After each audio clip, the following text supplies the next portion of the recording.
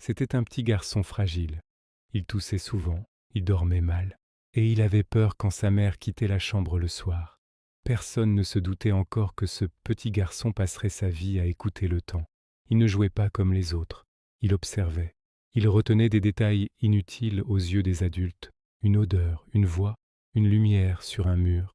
On le trouvait trop sensible, trop lent, trop malade. Mais ce qu'on appelait faiblesse était déjà une attention. Ce petit garçon avait surtout une peur, être séparé, séparé de sa mère, séparé de ce qu'il aimait. Alors il apprit très tôt à faire une chose étrange. Il gardait les moments en lui. Il ne savait pas encore qu'un jour, il en ferait des phrases. En grandissant, il comprit quelque chose que peu comprennent si tôt. Le temps ne disparaît pas. Il s'enfuit. Chaque instant non regardé devient une perte silencieuse. Alors il commença à revivre sa vie en pensée. Il sortait peu. Il dormait le jour. Il écrivait la nuit.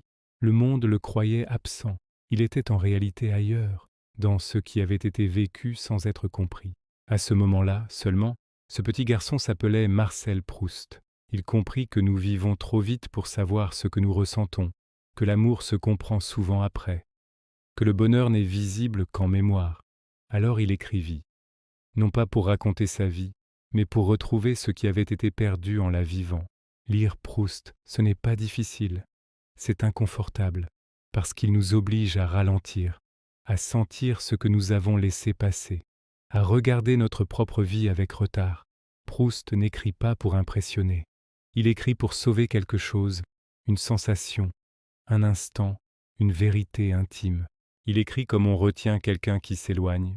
Ce petit garçon ne cherchait pas la gloire, il cherchait à ne pas perdre, et peut-être que lire Proust, c'est apprendre à ne plus laisser sa vie passer sans la voir.